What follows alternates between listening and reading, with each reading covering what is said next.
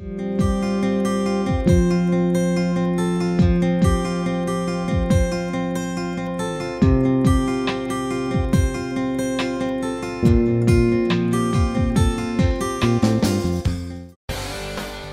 R. Sugaraj Samuel.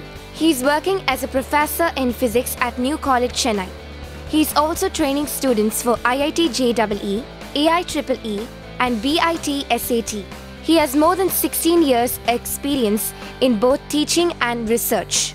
He has published a book titled The Complete Handbook of Bachelor of Electronic Science Practicals, which is prescribed for the syllabus for BSc Electronic Science by University of Madras. He has presented papers in several national and international conferences and has also conducted many training programs and workshops to motivate energetic students. His research areas are ultrasonic, polymers, crystal growth and photovoltaic systems.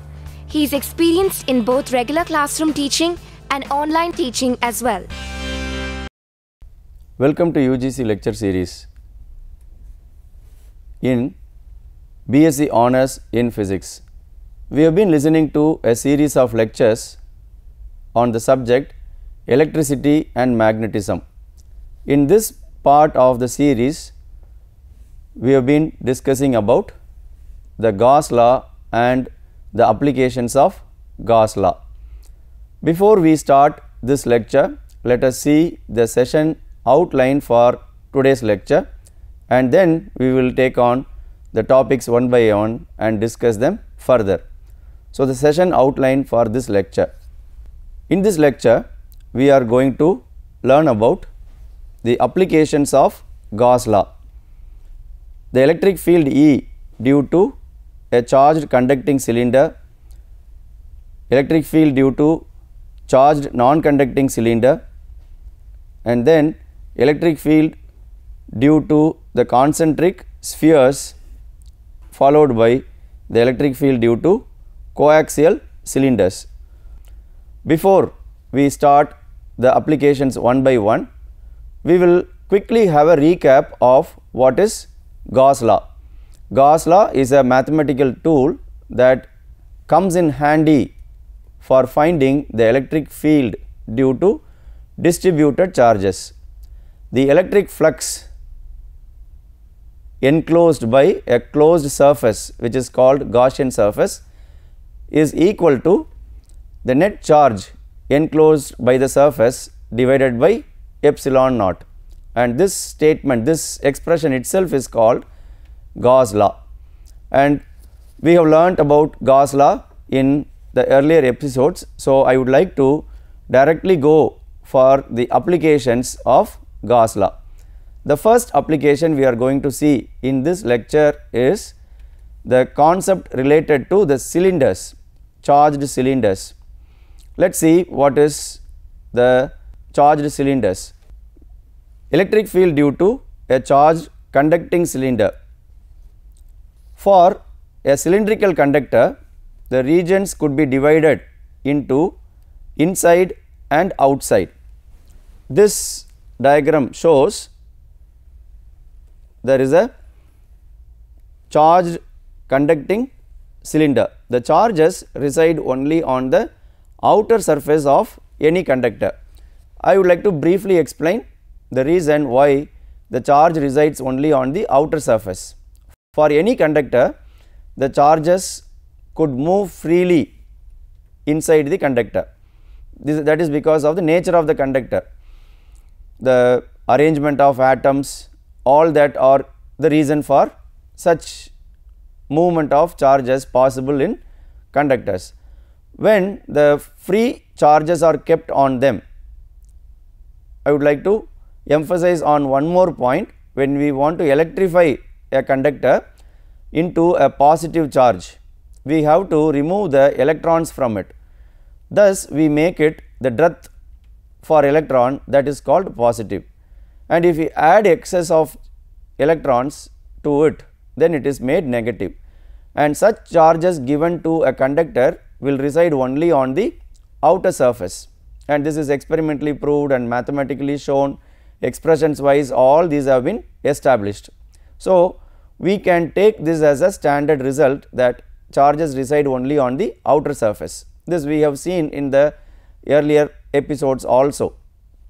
Now, having got the idea that charge resides only on the outer surface for a conductor, with that idea we are going to find out what is the electric field due to a conducting charged material. Here it is a cylinder, at a point inside the cylinder and at a point outside the cylinder, maybe at a point on the cylinder also.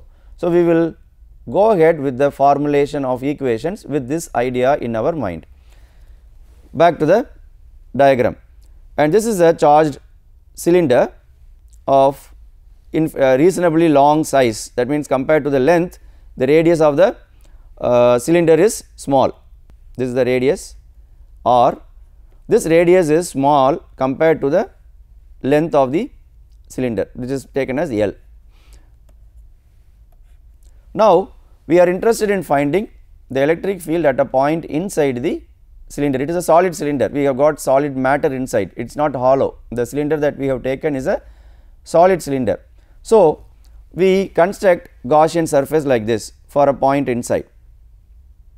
This is a Gaussian surface, and for a point outside, the solid line here shown is the cylinder. So, we take a cylindrical surface on the outer side of the cylinder.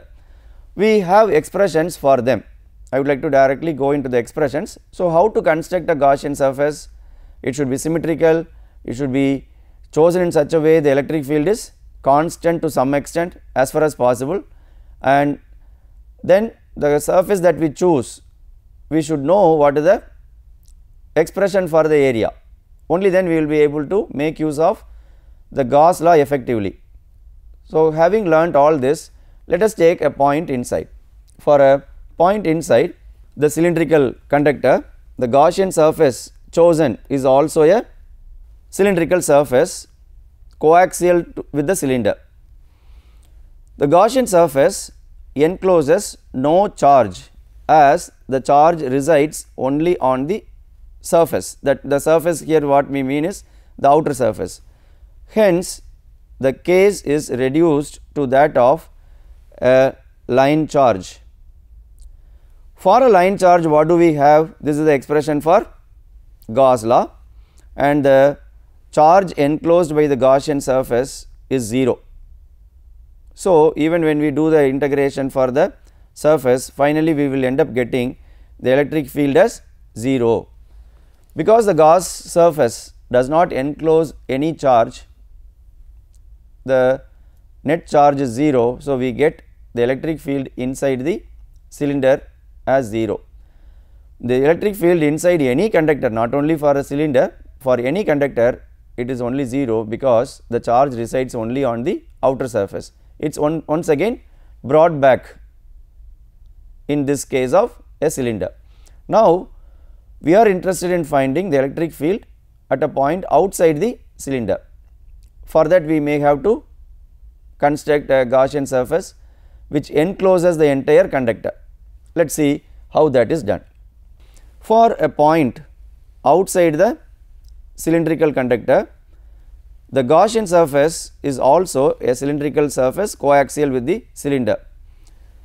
The Gaussian surface encloses all the charge, hence the case is again reduced to that of a line charge. And what is the expression we have for a line charge? That is directly given without any further simplification or any requirement for writing the Gauss law and further simplification, because the Gaussian surface encloses the entire charge.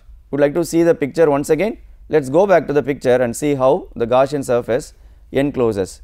See, this is the Gaussian surface as far as a point outside the cylinder is concerned, and it encloses the charge. I have not shown the charge and all that. If you want, I can put the charge so that we will keep in mind. So, the charge is only on the outer surface. This is the cylindrical conductor. The charge resides only on the outer surface. Here also the same way, the charge resides only on the outer surface. So, for a point inside, the Gaussian surface does not include any charge, because charge is outside, but for a point outside, the entire charge is included. Hope you would have understood the case of a cylindrical conductor. It is very simple. Only thing that needed is we should know where the charges reside as far as a conductor is concerned. Now, we can similarly take the same kind of object, but a non-conductor or an insulator. In the case of insulator, maybe a solid cylindrical shape where the charges would reside. As far as a insulator is concerned or a non-conductor is concerned, the charges are appearing wherever they are placed, because according to the arrangement of atoms, molecules and the configuration, the charges cannot move anywhere in a non-conductor. That is why it is called non-conductor, cannot conduct the charges. In that case, the entire region, even the inside region, will have the charge existing. So, the charge is not just residing on the outer surface, it is now found inside the cylindrical distribution. We can call this kind of non-conducting charged cylinder as a cylindrical distribution of charge. The charge, free charges are all arranged as a cylinder itself or a rod kind of thing. Now, how to find out the electric field at a point inside and outside? Shall we take up that case as an application of Gauss law? The electric field due to a charged non-conducting cylinder, that we should keep in mind, it is a non-conducting cylinder. I would like to highlight that once again. For conducting cylinder we have done it. Now, this is for a non-conducting cylinder. The charge is distributed in the entire body of the non-conducting cylinder. Again, we can take the cases as outside and inside for our discussion. See, the charge is found everywhere inside the cylinder. I have shown only the surface area, but it is found in the entire body. The charge is existing here also. Everywhere the charge is existing. Inside, it is distributed throughout. Just for the simplicity sake, we can take the charges distributed uniformly. If it is distributed uniformly, we can bring in the volume charge density and then go ahead with the simplification. That is our idea. How to choose the 2 points inside and outside? Have a look at the picture once again. See here, inside point, to find out the electric field at an inside point, we have chosen the Gauss surface which is inside, a cylinder which is coaxial and all that. Again, for a point outside, we consider a Gaussian surface which encloses the entire distribution. How do we take the two cases of inside and outside? Look at this. The electric field inside, for a point inside the cylindrical conductor, the Gaussian surface encloses some charge, not the entire charge. We want to see how only a limited charge or a particular amount of charge is only enclosed. See here, when this Gaussian surface is considered inside, it encloses the charge which is found only on the inside of the Gaussian surface that we have considered. We have charges here also, everywhere it is distributed, but this outside charge is not included by the Gaussian surface. It does not enclose the Gaussian surface, this is not enclosed, only this charge is enclosed. So, we cannot write the expression for the entire charge, we have to consider only a partial charge which is enclosed by the Gaussian surface. So, look at the expression. The electric field is constant throughout because the surface is a symmetrical one. We write the Gauss law, the angle between the electric field and the area vector is 0. All these are familiar expressions, we are very familiar with these kind of simplifications, but here we have only the q dash, the charge that is enclosed only by the Gaussian surface is taken into account. This is a highlight here. And how do we write the expression for q dash? We would like to write for the entire volume, pi r square is the area, length. So, this is the volume, for this entire volume the charge is q, then for this volume which is enclosed by the Gaussian surface, what is the charge? That is this q dash. So, after that the expressions are written, so that we finally get the expression for E, the electric field. So, we get the electric field expression like this. This appears somewhat similar to the electric field due to a line charge or a charged cylinder for an outside point, earlier case we have discussed. But there are some modifications I would like to highlight on the modifications done to the already known expression. What are the modifications we have? This r appears in addition and this also has become r square. So, these are the two additional terms we have as far as this expression is concerned. Now, we have to interpret it because there is an r in the numerator. Have a look at the expression. This r alone is a variable which is measured from the center of the cylinder. The lambda is a constant, it is charge per unit length. All the denominator terms 2, epsilon naught, pi, r square, all these are constants. R is a full radius of the non-conducting cylinder, radius of that. So, only this r is varying. So, what do we understand from this? The electric field varies linearly with respect to the distance measured from the center. At the center it is 0. As we move away from the center point, it varies linearly. Now, shall we go ahead for the other point which is taken outside. For an outside point, the Gaussian surface includes all the charge, hence the line charge result holds good for this. We know the expression for a line charge because the Gaussian surface which is enclosing the entire charge, then the result what we get is like a line charge expression, which is a very familiar expression for us by now. So,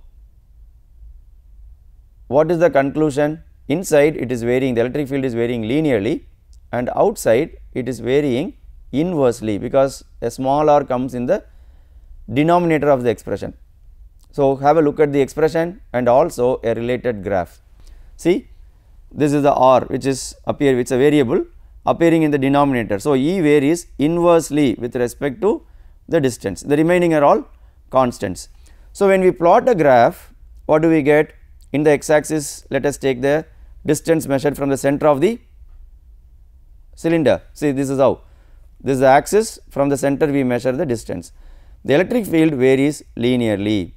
E is varying with respect to the distance in a linear fashion.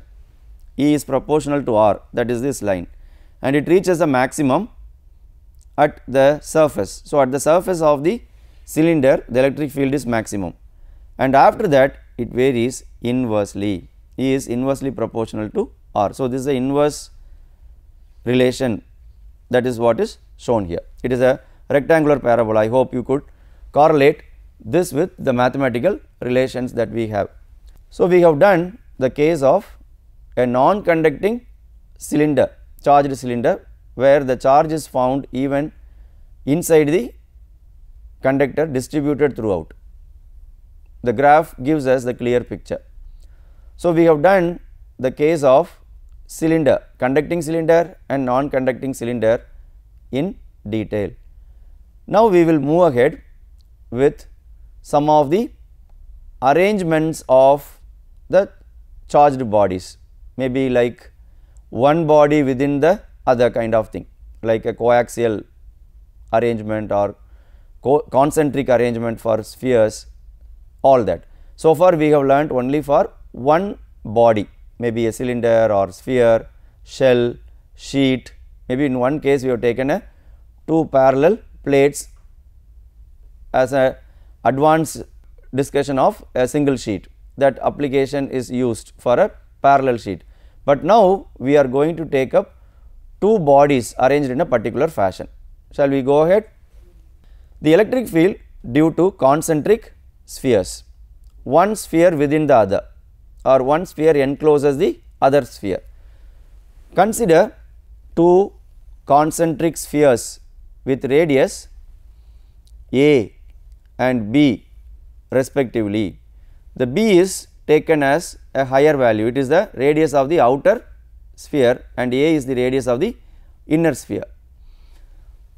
The inner sphere is charged positive with plus q and the outer is charged negative with minus q. So, this is the arrangement shown here, it is a cross sectional view. We have inside sphere which is charged positive, are able to see the charges clearly, which is marked positive, and outer is charged negative. The inner one has got radius A, the outer one has got radius B. So, when we have the other view, the perpendicular view, we will have this kind of view. Inside we have a positive sphere and outside we have a negative sphere. So, inside it could be a shell or it could be a solid sphere, whatever it is, but if it is conducting, charge resides only on the outer surface of the conductor, and the outer sphere which has got the radius B is charged negative. At this point I do not want to take up how the charges are given to them. We just assume the inner one has got positive charge, the outer one has got negative charge. What does that mean? From the inner sphere electrons have been taken out, so it is made positive. Maybe those electrons are given to the outer sphere, so outer sphere is made negative, they are not in contact with each other. So, the charges cannot move. Once they are placed on the conductors, they remain as such. They are electrically isolated spheres, though the spheres are concentric, one kept within the other, they are not connected electrically, the charges cannot move from one sphere to another sphere. So, that is also one point that we have to keep in mind. Now, we would like to find out the electric field due to this kind of concentric arrangement of spheres, charged spheres for a point outside, definitely what is the net effect, and also the region which is considered as the annular region in between the two spheres. So, that is the very important region for us to study. So, we will take up the cases one by one with the help of Gauss law, how we can find out the electric field. The electric field starts from the inner positive sphere and ends in the outer negative sphere. Have you noticed the arrow marks?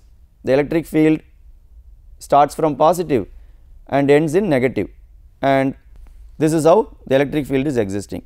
The electric field is starting from positive and ending in negative. You able to understand?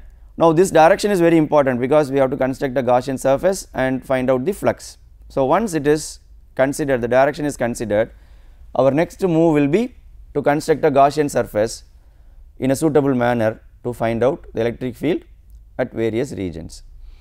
First, the E outside. Consider a Gaussian surface as a concentric sphere outside the outer sphere. Shall we do that? Because we do not have the Gaussian surface in the diagram, I would like to draw one and explain it. We can choose a Gaussian surface which is again a concentric imaginary sphere enclosing the entire setup, which is concentric sphere outside the outer sphere. Now, at this point we would like to find out the electric field. Suppose let us take this is the random point for us, we are interested in finding it. What will happen? At this point we will consider the area vector ds like this, but electric field, can we show how the electric fields will exist? Because we need not worry about all that, whether the positive charge might produce an electric field outwards and then negative charge it is inwards, all that we need not worry. The Gauss law itself will give us the correct electric field, because that is the power of that law, it will easily give us. Shall we write the Gauss law and see how the electric field is considered? Let us see. The net charge enclosed by the Gaussian surface we need to consider. The net charge included by it is 0, included by the Gaussian surface is 0, because it includes the equal amount of positive as well as negative charge, because in the first itself we have assumed the charge of the inner sphere is plus q, charge of the outer sphere is minus q, negative charge and positive charge. So, they cancel each other when we consider the net charge. So, what is the net charge enclosed by the Gaussian surface? It is 0, big 0. So, what do we have? Hence, the electric field is 0 when we simplify this expression, because we have the charge as 0. So, electric field outside this kind of arrangement is 0. So, each case, in some of the cases the electric field is 0 inside the conducting spheres or conducting bodies, charged conducting bodies, but in this kind of arrangement even outside it is 0. So, we have to be very careful when we use Gauss law for finding the electric field, but here it is 0. Now, our focus is on the in between region between the inner and outer sphere. What is the electric field? Shall we take up that for our discussion? Electric field in between the spheres. Consider Gaussian surface as a sphere in between the spheres. It includes only the positive charge of the inner sphere. So, what is the conclusion? Shall we once again consider the Gaussian surface? I would like to draw the Gaussian surface. This could be the Gaussian surface, which includes the inner sphere, the charge of the inner sphere. The inner sphere is charged positive. So, the formulation is done like that. What do we have? It includes only the positive charge of the inner sphere. Hence, the electric field in between the two spheres is calculated like this. Equations are very familiar to us, we have solved all of them already. So, we get the expression for electric field in between the two spheres, which is like a point charge q divided by r square. R is the distance that we consider. This is the distance r. You see the values denoted, expressions denoted. This is the radius of the Gaussian surface. So, in between the two spheres, what do we have? The electric field is found as if the electric field is due to only the positive charge that is enclosed, the inner sphere, and that too acts as a point charge. So, in between the two spheres, the setup acts as a point charge. So, the electric field of the point charge is only appearing in the final expression. Same kind of analysis can be done for a point on the surface of the arrangement. On the surface, what we will get? Again we will get 0, because it will include the positive as well as negative charges. So, thus we can find the electric field at any point of our interest with the help of Gauss law. The same kind of analysis can be done for another geometrical arrangement, that is coaxial cables or coaxial cylinders. Cable is a special case of a cylinder. First we will do it for a cylinder, because for cylinder we have already done some of the calculations. So, in the same way for coaxial cylinders we can do the same kind of analysis. Shall we go ahead? Electric field due to coaxial cylinders. Consider two coaxial cylinders with radius A and B respectively. B is the radius of the outer cylinder, A is the radius of the inner cylinder, and this shows the arrangement here. A, B are marked. The inner cylinder is charged positive with plus q and the outer is charged negative with minus q. The charges are equal in magnitude, opposite in sign. The inner one has got the positive charge. And what will be the cross sectional view of it? I think these pictures are now very familiar to us, but only thing is it has got a other geometrical feature, it has got the length, but this is a cross sectional view. So, because of the cross sectional view we have this A marked here, B marked here, they are the radii of the two spheres, inner and outer respectively, and inner is given a positive charge, outer is given a negative charge. R is any random point, it can start from the center, it can cover the region in between, we can take a point outside also. So, this is the usual method that we normally do. We have even done it for the sphere, only the arrangement for this one is cylinder. So, the equation for electric field will accordingly vary. Shall we go ahead with the two regions? The electric field starts from again the inner positive cylinder and ends in the outer negative cylinder. The E outside, when we find out, as like the previous case, I would like to consider a cylindrical Gaussian surface for this. So, this is the Gaussian surface we will consider for a point outside. What will happen? The ds is marked here because the Gaussian surface is actually a cylindrical surface, it has got the length this side, it is not shown in this cross sectional view. So, what do we have? As usual, for an outside point, the net charge included by the Gaussian surface is 0. So, we get the expression for the electric field outside such a setup as 0, because it includes both positive and negative. Now, for in between region, what is the electric field? E in between the cylinders, we consider a Gaussian surface in between like this, and it is a usual setup. What do we have? We have to consider only the Q, it includes the entire charge.